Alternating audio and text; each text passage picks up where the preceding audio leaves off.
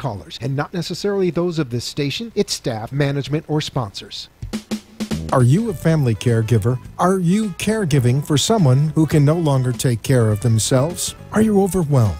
This is Caregiver Solutions Info with Marcia Teal. Marcia will be hosting an hour of true stories and information, tips and updates of the latest research and necessary information in the caregiving field, focusing on you, the family caregiver. An Alzheimer's disease and dementia care expert, Marcia has 15 years of hands-on experience at Arden Courts, a leader in assisted living dementia communities here in the U.S. Marcia covers everything you need to know as a family caregiver, especially if you care for a loved one with Alzheimer's disease or other related dementia or chronic illness. If you have a friend or relative that is also a family caregiver, call them now. They won't want to miss a minute. And let them know they can watch on caregiversolutions.info.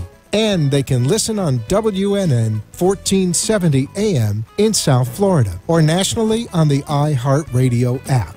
Now, sit back, relax, and learn from our host, Marcia Teal, as she brings information to you that may just be the caregiving solution you need. Hi, everyone. Welcome to Caregiver Solutions Info Show. I'm your host, Marcia Teal, and we have another wonderful show for you today. If you're listening on the iHeartRadio app, WNN 1470, you can pick us up there on your phone. You can listen on Southeast Florida radio at WNN 1470 AM and 95.3 FM. Or you can also pick us up live right now on the website caregiversolutions.info. That's INFO. So there's lots of ways to catch us. If you want more after watching this show, you can actually pick up some archive shows that are on the website, caregiversolutions.info, and see some of the other interviews that we've done over the past 3.5 years. So this show was created for caregivers, especially caregivers that are caring for someone with some form of dementia, Alzheimer's, vascular dementia. Caregivers just have, a really hard time because you're not experienced usually when you're thrown in to being a caregiver.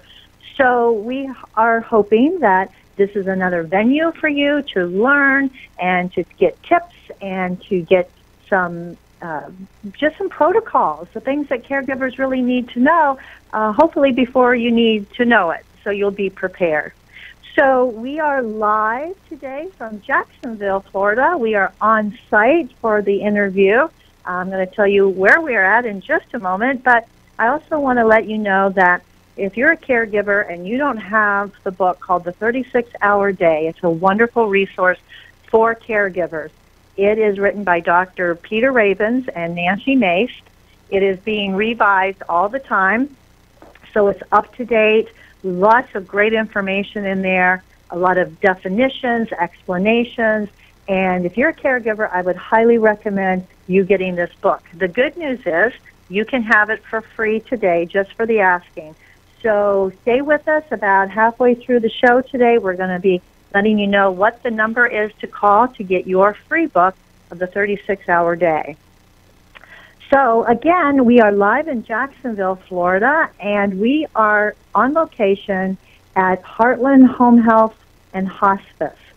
And the reason that we're here, especially close to the holidays, is because not every holiday, especially this time of year, the end of the year with Christmas and Hanukkah and all the other wonderful holidays coming up in the new year, it's not always happy, especially for caregivers. It's very stressful, especially when caregivers are caring for someone who's very ill, has progressed to later stages of the disease process, like in Alzheimer's, and maybe even someone who might be very nearing the end of life. It's not a happy holiday, but we want to share with you how it can be better.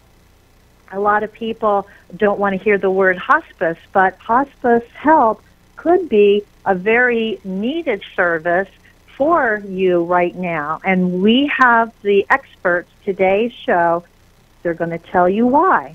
So I'm very excited to welcome to the show, first off, is Tammy Rollerson. Tammy is a registered nurse.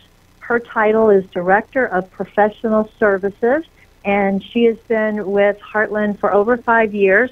So welcome, Tammy. Thank you. So we are here today in your offices to talk about hospice.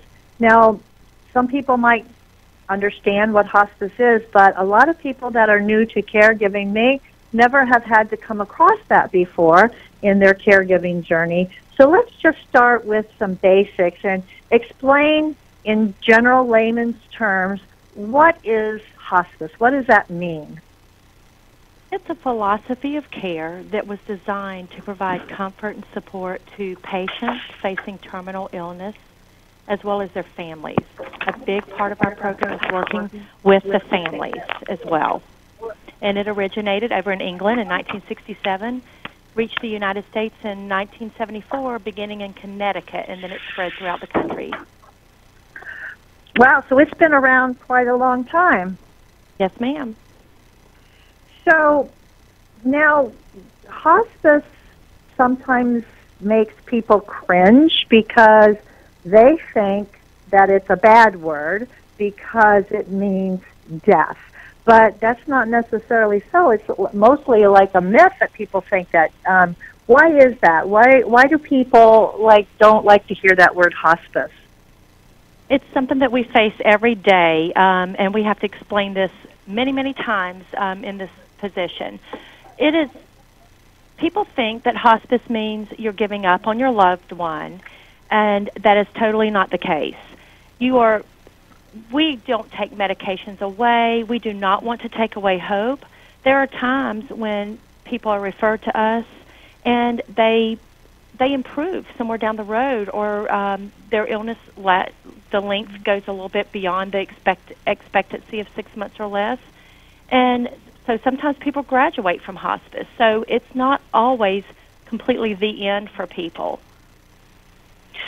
So you mentioned 6 months. Is that the typical amount of time that someone is actually on hospice, or is that the length of time, that they, are expected to be? I mean, you said they can go beyond that. Can you tell us a little bit more about that process?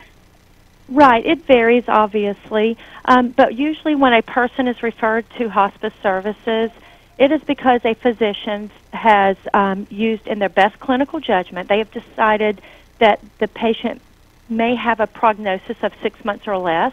So that's usually the time when the physicians make the decision to refer to us. And, of course, we have no way of knowing that the exact length of time. So it can linger. It can go on for, we can be involved with patients for a year, year and a half. It depends on the situation. So if someone was accepted under hospice care, and you mentioned actually they get better, how does someone get better? Or is it lasting? You don't cure people, obviously. Correct. Sometimes folks are referred to us when they have their health is extremely poor, but they may have had a crisis in their health care, and they do sometimes get better. Sometimes the extra support that they get from our team can, or they may stabilize and not decline further. And at that point, they no longer need our services. And then we graduate them from the program, and we continue to follow that person. And then when the time comes that they may decline again, we reevaluate them, and then we can bring them back on the program and continue to provide services. So it's possible that someone could actually get services and be under hospice care, go off of it, and then later come back on and maybe do that several times, right? Yes, ma'am, it is possible. Mm-hmm. So now, hospice is, in general, something that I, being in the healthcare field, know that it can be a good thing. And then we talked at the top of the show about people not wanting to hear about hospice, but especially during the holidays because they think that it's, bringing doom and gloom. But let's talk a little bit about the kinds of services that caregivers and patients can receive, and then we can take that and apply it to our own situation, the audience's own situation, and see that perhaps it could be a very needed, maybe even a blessing to them. So let's start with services for patients. Talk about, let's say someone got evaluated, the doctors agreed that they were qualified to receive hospice services. What happens next? We come out. A team member will come out, meet the family. A nurse will do a clinical evaluation and speak to the hospice physician to obtain a diagnosis for admission. Each patient, and it is a scary thing, and a lot of people, again, like we said, feel like they're giving up. But what we have found is that most of the time, when the people see the support that we provide to the family and to everyone, they wish they had involved us sooner because they see so much benefit from our services. But each patient, once they are admitted, they undergo a clinical assessment. They're assigned a team. Each patient has a team physician, a case manager, which is the nurse that will oversee their care. Then they also have a bereavement coordinator that is involved. The bereavement coordinator assesses for any pre-grief that a family member may have, any coping problems that need to be addressed for family or the patient. There is also a spiritual care coordinator and a social worker. We also have hospice aides that will come in and provide aid services, assist with ADLs. So there's a big team that's there to provide support. And what we find is that once caregivers in particular get used to us and start understanding our services, they find it is so wonderful to have those professional skills at their fingertips. They have someone available 24 hours a day that can come to the home at any point, assess the patient, educate on things that are going on, and we give the caregiver the tools that they need to feel comfortable taking care of their loved one and to also know that they are doing something very valuable, and it's very rewarding for the caregivers to give them the power to take care of their loved ones. That's wonderful. And the team that you described, there's so many people and so many disciplines that are there to help, and they not only take care of the patient, but they also take care of that caregiver with a lot of services that they need also. That is correct. That's a big, big part of it. Yes, and let me ask you this, Tammy. Does it cost somebody to receive hospice care? No, ma'am. Most of our patients, the majority are, it's a benefit under Medicare, so it's there, and if a person qualifies for it, then they just elect to use that hospice benefit.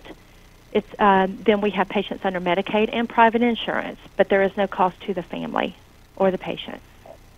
Well, that's good to know, too, because some people may not understand that this is a great benefit for them, and maybe this is something they might want to consider.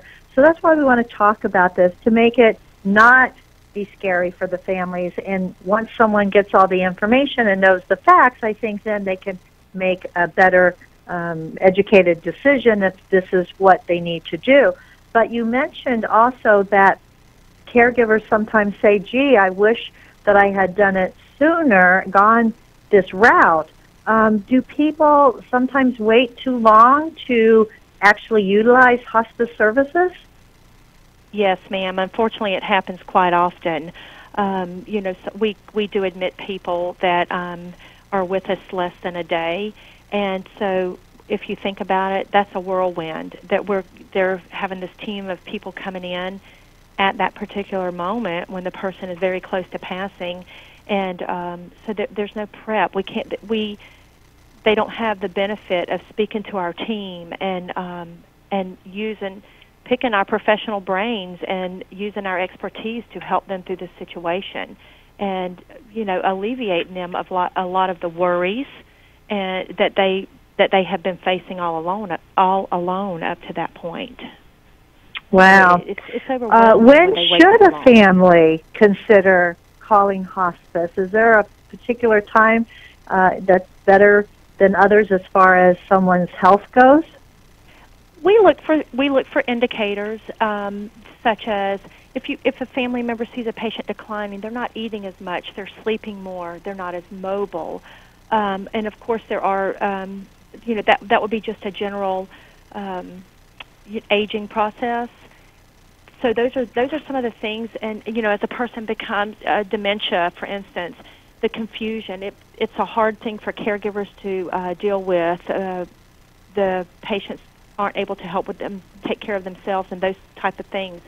So whenever a person sees any of those changes going on, it can't hurt anything to pick up the phone and call and just talk to us. And we do go out and evaluate patients, and we say, hey, we're not quite there yet, but we'll follow you. You call us if you have any questions or if anything changes.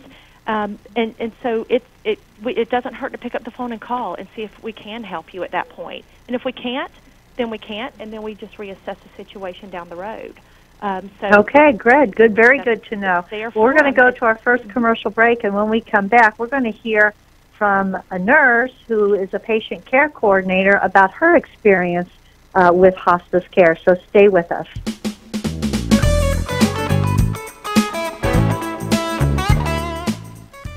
Arden Courts is not just a place to live, it's a place to call home. Residential living combined with quality caregiving. This is the philosophy behind Arden Courts. Communities created exclusively for individuals with Alzheimer's disease and related dementia who would benefit from a safe and structured environment.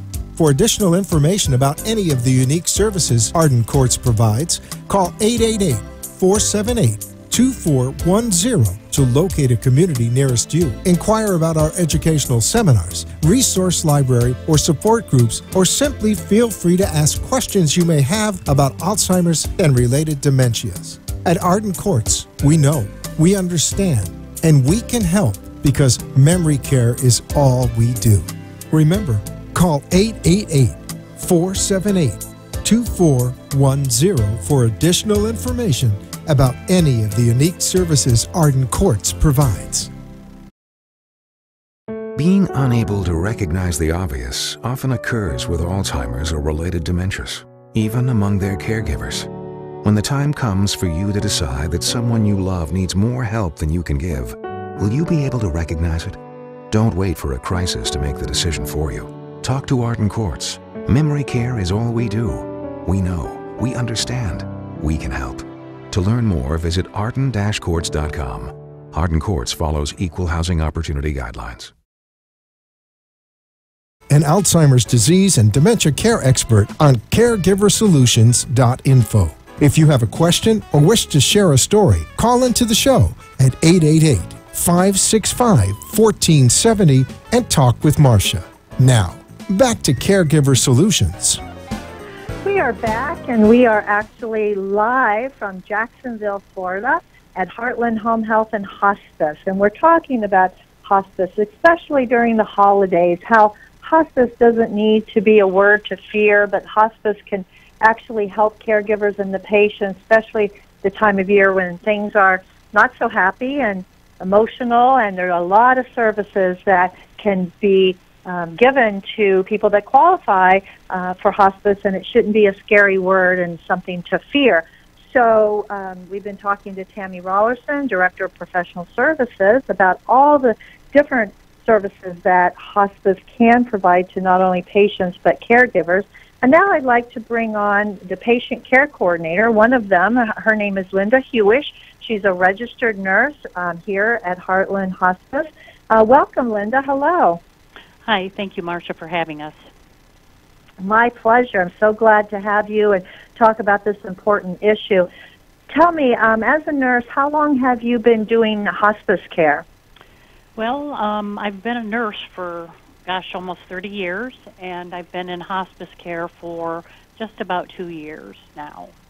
And why the switch? Was it something that that you felt that you wanted to go into? Because people would say it's a very difficult job. Yeah, that's a great point. And really the draw for me to pursue hospice was the honor of being able to take care of someone in their last stages of life, to be able to afford the opportunities for families to spend quality time with their loved ones and not have to worry about, the direct patient care, help answer questions. There's a lot of fear involved, and it's just an honor from a nursing perspective to be able to do that for someone. Wow. So as a patient care coordinator, what are your duties? What's your day like? Typically now I'm not in the field seeing patients anymore. I'm in the office behind the scenes, making sure that when admissions come in or new patients or evaluations, that those patients are assigned out in a time-effective manner to an appropriate team of caregivers, making sure that we have the correct team in place for wherever the patient lives, the geography, making sure that visits are scheduled out timely, and to be in the office and answering any kind of questions that may come in over the phone from patients and or their families. So kind of a director, orchestrator of the patient care.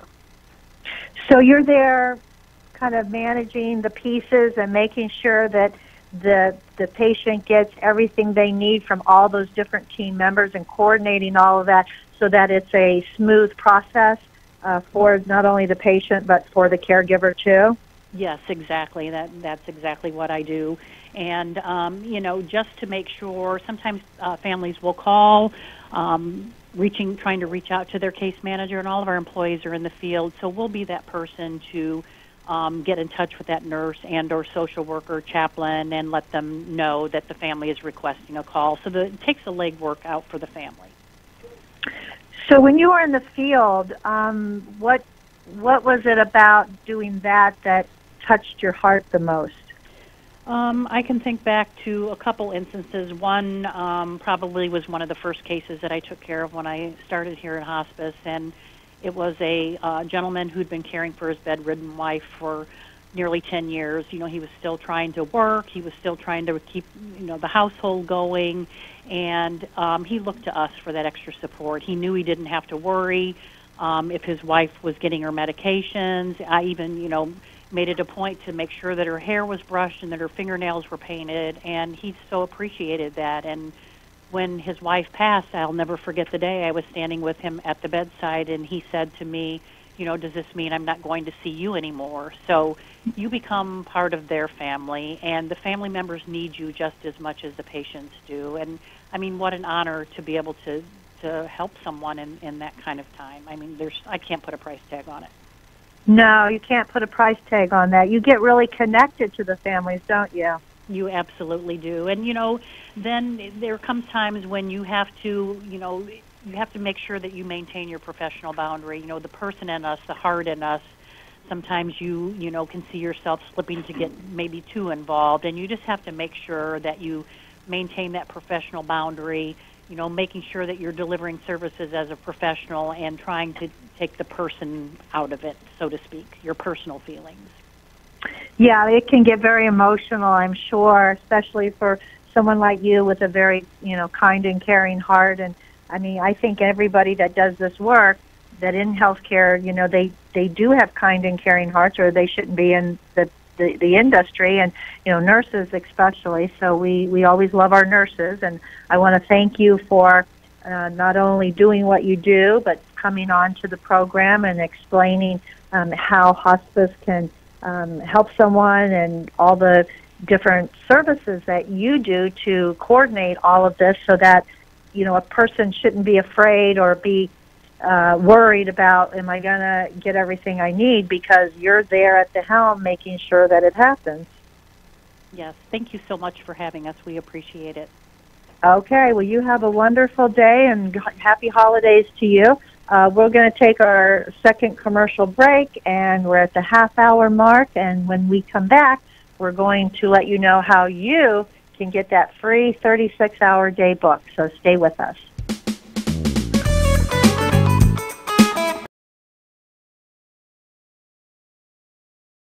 Feelings of depression, isolation, and frustration are common among persons living with Alzheimer's or related dementias. It's common among those who care for them, too. It takes a lot of patience and courage. It also takes knowing when you can no longer do it alone. At Arden Courts, memory care is all we do. Talk to us. We know. We understand. We can help. Don't let guilt keep you from making the right decision. Visit arden-courts.com. Arden Courts follows Equal Housing Opportunity Guidelines.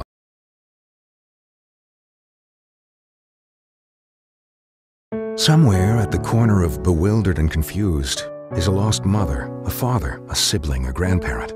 Wandering is a common symptom of Alzheimer's or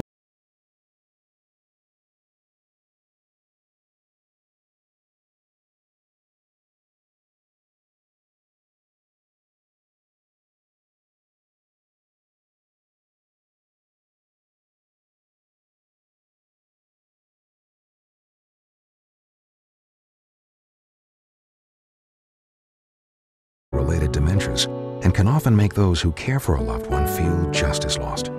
If you're looking for a place that's safe and secure, look to Arden Courts. Memory care is all we do. We know, we understand, we can help. To learn more, visit arden-courts.com. Arden Courts follows Equal Housing Opportunity Guidelines. Feelings of depression, isolation, and frustration are common among persons living with Alzheimer's or related dementias. On caregiversolutions.info. If you have a question or wish to share a story, call into the show at 888-565-1470 and talk with Marcia. Now, back to Caregiver Solutions. I'd like to take this opportunity to thank our national sponsor, Arden Courts Memory Care Community. Arden Courts has about 50 communities all across the United States, 10 of them right here in Florida. And Arden Courts is a leader when it comes to memory care, not only caring for the residents that live there, but also for their caregivers and helping their caregivers along the way. So as a resource, Arden Courts would love to give you, the caregiver, a free book. It's called The 36-Hour Day. It's a wonderful resource for caregivers, especially those caring for someone with Alzheimer's and dementia, because there are more than 24 hours a day pushed into a caregiver's day, which that's why they call it 36-hour day, because it just seems like there's just so much to do and not enough time to do it, and it can be stressful. So this book can be a good resource for you, and if you're a caregiver and would like to have this book, all you have to do is call the toll-free number for Arden Courts. That number is 888-478-2410. 888-478-2410. Give them a call. Tell them that you heard about this free offer on the Caregiver Solutions Info Show. They will get your name and address and make sure that they send a book right out to you. I highly recommend this for caregivers, and just get on the phone and call them soon and get that book, and you can read it as you need it. You can pick and choose chapters. You don't have to read it from cover to cover. It's really a very convenient book to just pick up off the shelf and, see what topic that you need right then and there. So, again, 888-478-2410. Call Arden Courts and get that free book. So we're talking to Heartland Hospice Care today, live from Jacksonville, Florida. And there's so much to know about hospice. And I specifically targeted hospice as the guest during this holiday season, a time that's especially hard for caregivers. It's not always so jolly for them with everything that is going on and their caregiving duties and the stress and, with all the preparations and everything going on. It actually can be very difficult when their loved one is in the process of leaving this earth, of passing away. Maybe they've gotten to later stages of the disease, of, say, Alzheimer's disease or even cancer, or perhaps they might even be on what we call crisis care, which means that their death is imminent. So I thought it would be a really good thing to bring on their bereavement coordinator to talk about that aspect and how hospice can help people through it, not only any time of the year, but especially during the holidays. And with me today is Gerald Felder. Gerald is the bereavement coordinator of Heartland Hospice here in Jacksonville. Welcome, Gerald. Thank you for being here. Thank you for having me, Marsha. So you're a bereavement coordinator. What kind of background do you have in order to prepare you for helping others through a bereavement process? Well, first of all, I've gone through the process of losing a loved one, so I have been one of those who have bereaved and or grieved the loss of a loved one. In addition, I have served over 40 years in the ministry as a chaplain, and I served as a suicide prevention program manager. I served as a pastor, and I also served as an alcohol and drug counselor. So the idea of walking with people through their pain, through their grief, through their loss, has been almost a way of life. Wow, you certainly have a lot of experience in this area. It's hard, for families and friends and coworkers or whoever is connected to someone who's not well, who is leaving us, and it's hard to deal with that. So what can hospice do for those caregivers whose loved one, is in maybe the late stages of the disease or maybe even in crisis care? Because obviously, they call Alzheimer's disease the long goodbye. And the reason for that is, it's a long process. Alzheimer's disease can, last average, 8 to 12 years, sometimes longer. And the person is slipping away day by day by day, and the caregivers are basically saying goodbye every day when they lose another piece of their loved one. This is a grieving process before the person actually passes away. So is there anything that you, as a bereavement coordinator for Heartland Hospice, can do to help a loved one, or help a person who's caring for a loved one when they get to that later stage or crisis care? What can you do? What we do basically here at Heartland is that we offer support, and we allow them the freedom to express their feelings, be it anger, frustration, fear, bargaining, whatever stage they're going through. And we have 6 different support groups that we meet with on a regular basis at several facilities in the Jacksonville area. We have them at Thrive, Ponte Vedra Beach, Normandy University, even on Wells Road, and I aid them in talking about their pain, their frustration, their anger, whatever they are going through, just allowing them the freedom to express their feelings, even the freedom to say, how long am I going to go through this process? Because when a person is grieving and losing a loved one, we've all gone through it, but when you experience it yourself, it's always different. And your response to that pain, to that grief, to that anticipatory grief makes a world of difference. So we offer support groups, caregiver group, grief groups, and I also do individual counseling for those who may not have the opportunity to get with a particular group at a particular time. So there's a resource that they have from us that will allow them the ability to express.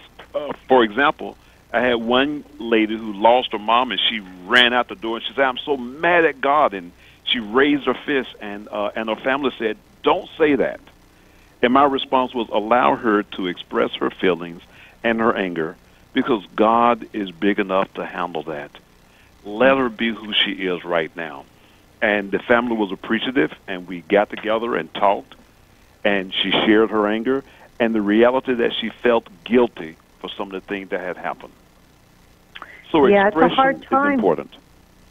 Right. It's a hard time for families, and they're reminiscing about earlier days, and like you said, sometimes they're angry, sometimes they're sad, sometimes they're feeling guilty because maybe they didn't really treat the person the way that they maybe thought they should have, and now it might be too late. So everybody grieves in a different way, right? Yes. There are so many different cultural beliefs on how you should grieve. Some hide their grief. Some express their grief. Some express their grief by doing different things, even, unfortunately, with drinking. There are so many different ways that you can deal with your grief, and my role is to try to encourage you to do it in a healthy way so that you're not self-destroying yourself. And we also say to the caregivers, you've got to learn to take care of yourself, because if you don't take care of yourself, you cannot take care of your loved ones. So self-care is super important as I speak with individuals and my groups. Well, these are all coping skills that caregivers have. Like we said, everybody's different. You alluded that maybe people, drink too much. They reach out for alcohol to drown their grief, and others might withdraw from social situations, and others might, explore other ways to experience this awful loss in their life with whatever coping skills. But I like what you said about how you help them to do it in a good way and not to self-destruct. The nurse, Tammy Rollison, we had on at the beginning of the show, she said a word that I thought was interesting. She said people have pre-grief. Is that what we're talking about here now, that this pre-grief where people are experiencing grief and they're grieving before they lose their loved ones? Yes. I call it anticipatory grief, because they are anticipating the loss of a loved one. And with that comes a plethora of emotions, from, the stages of grief to, as you so beautifully put it, remembering their past. We try to gear them to remember those good things and actually some of those bad things that they've experienced with that individual, because that allows that individual to be who he or she is, and allows the caregiver to know and understand that this is the person that I love and this is the person that I'm grieving, even with those bad things that they've experienced in life. So, Gerald, how can someone, as a caregiver or a family member or even a close friend, how can they prepare for the end of life of their loved one? Is there anything they can do to prepare themselves? I have to be honest with you. I don't think that there's any way they can really prepare. We can talk about preparation. We know it's coming. We don't need to deny it. Sometimes we need to say the word, my loved one is going to die. We've got to be upfront and honest with what is going on, and not really, when I say sugarcoat it, not try to cover it with something that is not. So we have to be real with ourselves, and that is how we actually deal with our own emotions. If we hide it, you remember the old saying, some people don't cry, you can't show your emotions. That was a social stigma that was placed on a lot of people, and a lot of people got depressed, down and out, and even thought about suicide. So we say today, be honest with your emotions, be honest with your feelings, and express them in a healthy way, and get help, get counsel. Yes. Get with a particular group. That will aid you in preparing, because when you hear other people talk about their struggles, as a matter of fact, I had a group yesterday, and one wife said, I don't believe that my husband is going to be here in 3 years. So I am preparing for that time. If he is, great. But I need to prepare for the worst. I need to do closure with him now and not wait until the time when he goes. That's so again, everybody has their own way of preparing, and she's looking pretty far down the road in the scheme of things. But if that's what she needs to do to feel, ready, then that's what she needs to do, right? Yes, if I may. We had an individual that came on service and passed within 2 days, and there was a social worker there, and the lady said to the social worker, I'm so glad that you are here to give me support. If you were not here, I don't think I would be able to handle this because it happened so quickly. So we at Heartland, we are with the people throughout the process, and I'm not trying to sound super spiritual, but we want to walk with them through that valley, that shadow of despair, despondency, and loss, that they know they're not alone. Right, right. So the support groups that are offered under hospice are for people that their loved ones are still under hospice care, as well as support groups for people to come to after their loved one has passed. So you kind of do the before and the after with the grieving, counseling, and the support, which I think is wonderful because it doesn't just stop when someone passes. That's sometimes when someone might even just start the grieving process. So how long can that grieving process be? You've been doing this a long time. What's your experience? Marsha, I believe that the grieving process can last for years, but people learn how to cope with their grief. Now, what we do at Heartland is that I track. I follow the bereaved for a minimum of 13 months, and I let them know that. I let them know that the staff, myself, and others will be a part of their life if they let us, to let them know that they are still not alone and we are with them through this process. And some have been with us for as long as 3 or 4 years after the fact. So we don't close it out just because that 13-month timeline is there. We keep the process going as long as the people need us.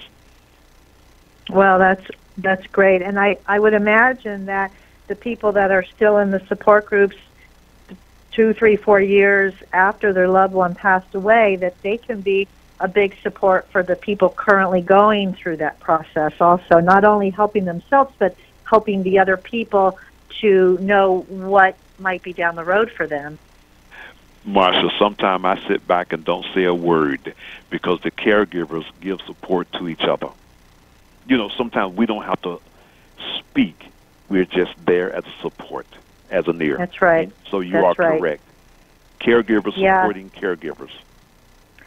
You're right. There's no better way for a caregiver to learn what it's like than to walk in the shoes of another caregiver who's already traveled that road. I concur. Yes. Well, I want to thank you for sharing with us today and helping others understand what hospice bereavement counseling can do for them.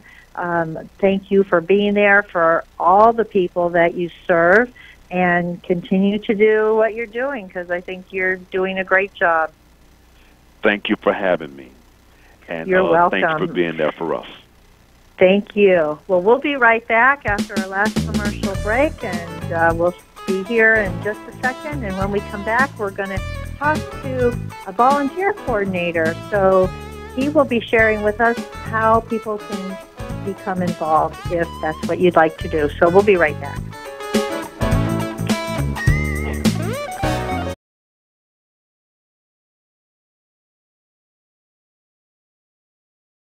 Somewhere at the corner of bewildered and confused is a lost mother, a father, a sibling, a grandparent. Wandering is a common symptom of Alzheimer's or related dementias and can often make those who care for a loved one feel just as lost. If you're looking for a place that's safe and secure, look to Arden Courts. Memory care is all we do. We know, we understand, we can help. To learn more, visit arden-courts.com. Arden Courts follows equal housing opportunity guidelines. Feelings of depression, isolation, and frustration are common among persons living with Alzheimer's or related dementias. It's common among those who care for them, too. It takes a lot of patience and courage. It also takes knowing when you can no longer do it alone. At Arden Courts, memory care is all we do. Talk to us. We know, we understand, we can help. Don't let guilt keep you from making the right decision. Visit arden-courts.com. Arden Courts follows equal housing opportunity guidelines. Living combined with quality caregiving. This is the philosophy behind Arden Courts. Communities created exclusively for individuals with Alzheimer's disease and related dementia who would benefit from a safe and structured environment. For additional information about any of the unique services Arden Courts provides, call 478-2410 to locate a community nearest you. Inquire about our educational seminars, resource library, or support groups, or simply feel free to ask questions you may have about Alzheimer's and related dementias. At Arden Courts, we know, we understand, and we can help because memory care is all we do. Remember, call 888-478-2410 for additional information about any of the unique services Arden Courts provides. You are listening to your host, Marcia Teal, an Alzheimer's disease and dementia care expert on CareGiverSolutions.info. If you have a question or wish to share a story, call into the show at 888-565-1470 and talk with Marcia. Now, back to Caregiver Solutions.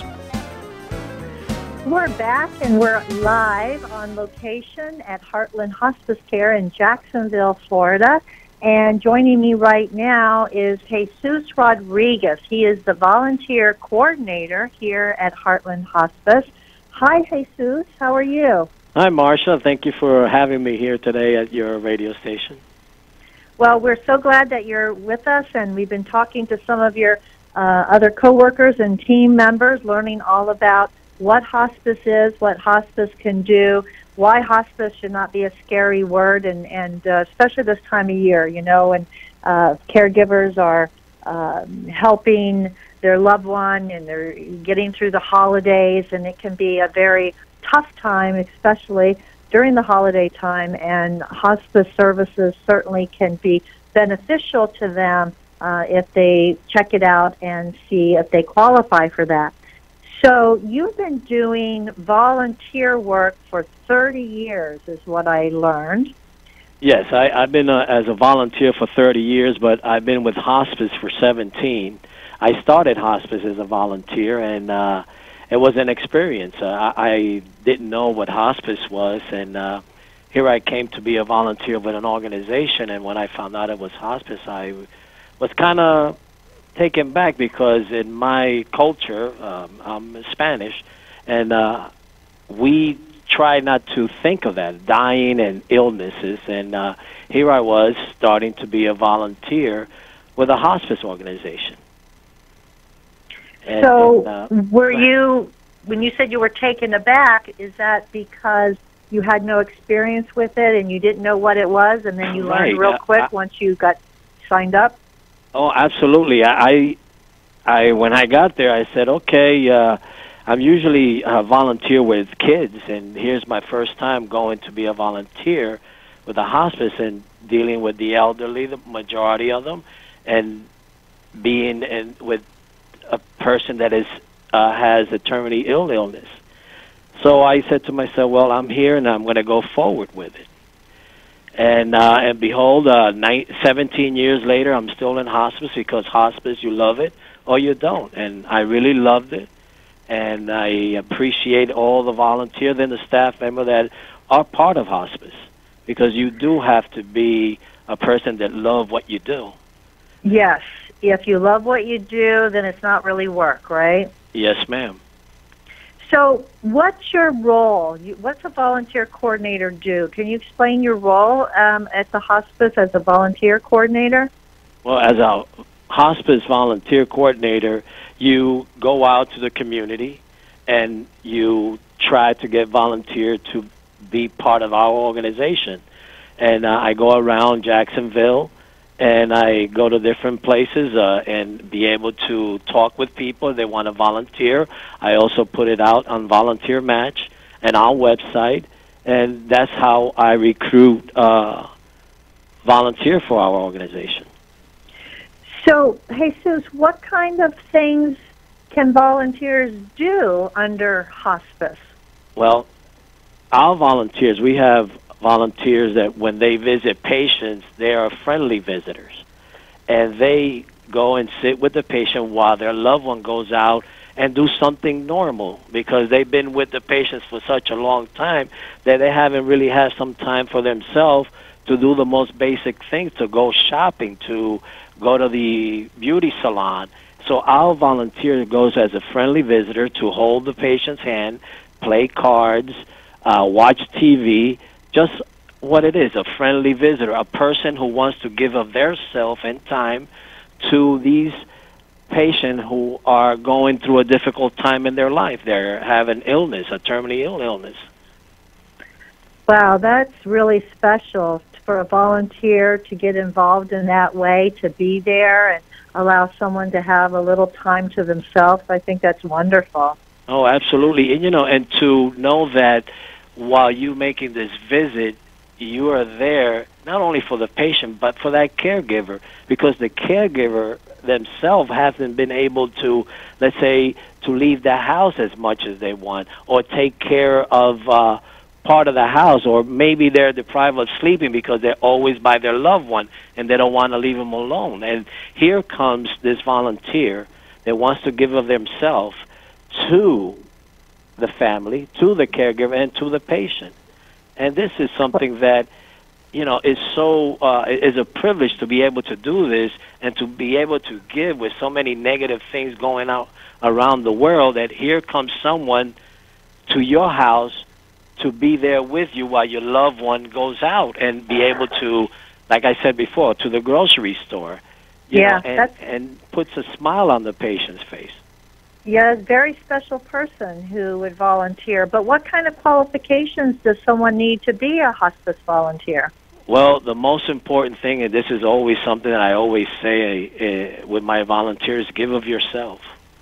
A person that is willing to go and put a smile, a good listener, a good person that has good eye contact, and a person who's just themselves that wants to give back. And those are the qualifications for a volunteer, and just be there for them.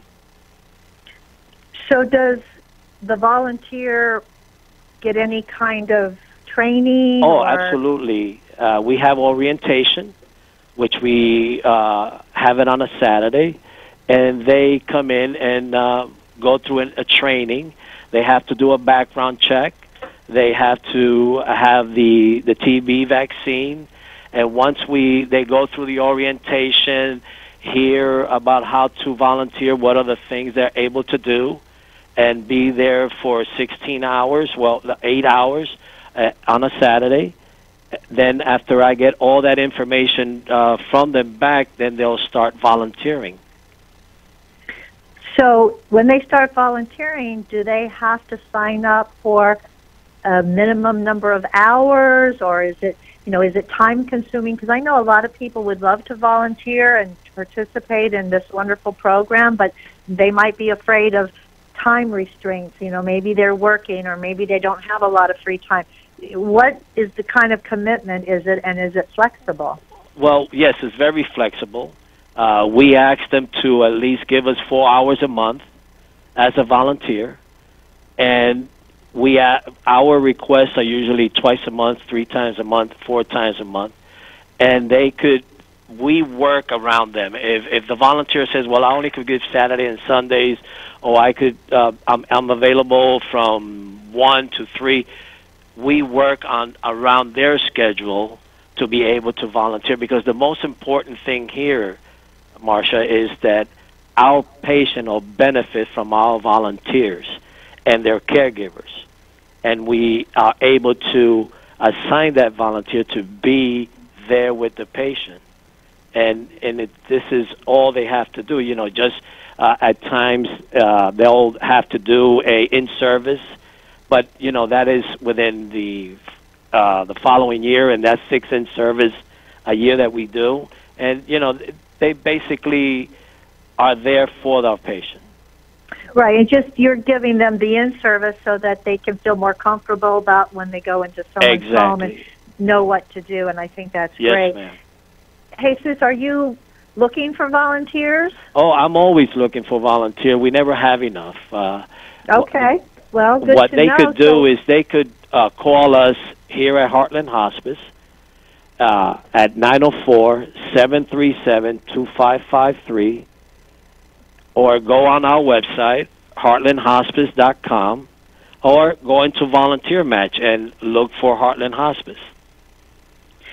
And they can call that main number also if they just want to get some more information in general, if they've heard someone talking about different aspects of hospice, maybe from Tammy Rollerson, the RN, or maybe from Gerald Felder, the bereavement coordinator, or from something that you said, they can just call that number and get more information in general, right? Yes. They call that main number, and we'll all be here available to answer any of their questions. Well, that is wonderful to know. I so much appreciate all of you being here today to talk about hospice, and maybe the caregivers will find a little bit of help and a little bit of comfort in knowing that others are there for them and they can reach out and try to get that help. So thank you for being here. I want to thank the audience. Thank you all for tuning in. We've got to go, but don't forget to call in for your free book and stay with us for next week and the week after that and into the new year. There'll be more caregiver solutions. In the meantime, don't forget, give somebody a hug because they need it and so do you. Bye for now.